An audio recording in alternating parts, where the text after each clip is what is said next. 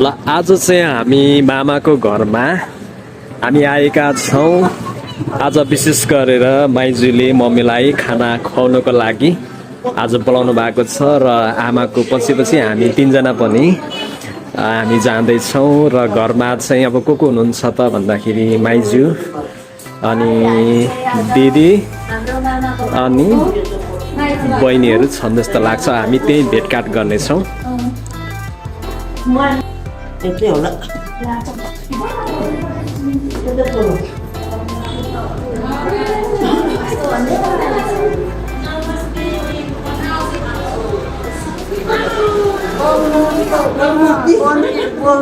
भाइ सेवारो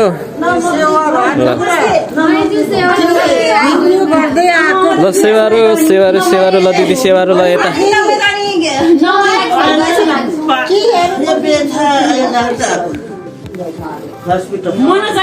हजुर फुकुतानी 9 महिनाको भइ जानु भएछ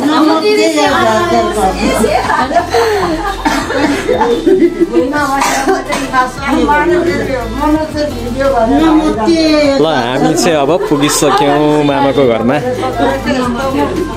ल मामाको घरमा पनि हामी आइसक्यौँ र मामाको घरबाट अगाडि चाहिँ कस्तो दृश्य देखिन्छ त भन्दाखेरि देख्न सक्नुहुनेछ मास्तिर मिसाल बजार रहेको छ र ठिक्क अगाडि चाहिँ सेलिब्रेसन रहेको छ। हामी सानो हुँदाखेरि चाहिँ हामी पाहाडबाट आउँदाखेरि यो ठाउँमा बसेर हामी अगाडि चाहिँ हेर्ने गर्थ्यौँ। त्यतिखेर यो अगाडि चाहिँ झुप्रोहरू मात्रै थियो। त्यतिखेर चाहिँ मासुहरू काट्ने गर्थ्यो। अहिले चाहिँ त्यो छैन र यी रोडहरूमा चाहिँ त्यतिखेर चाहिँ रिक्सा मात्रै चल्ने गर्थ्यो। तर अहिले चाहिँ रिक्सा एउटै पनि छैन। अहिले चाहिँ सिटीहरू मात्रै यहाँनिर चाहिँ चल्ने गर्छन्। अहिले चाहिँ दृश्य यस्तो देखिन्छ हाम्रो मामाको घरदेखि अगाडि। आज चाहिँ माइजू दिदीहरूसँग चाहिँ आज भेटघाट गर्न हामी आएका छौँ। ल ल ल अब खाऊँ ल ल। A few moments later. खाइँदैन होला हौ खाना त। अब यति धेरै खाएर कहाँ खाना खान्छ? खाना खान सकिँदैन। ल सेवारो नमस्ते है।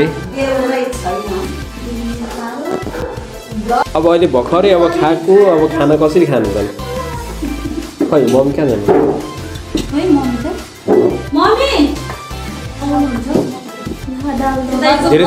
धेरै धेरै खान सकिँदैन। अलिअलि खोल्दैन मात्रै।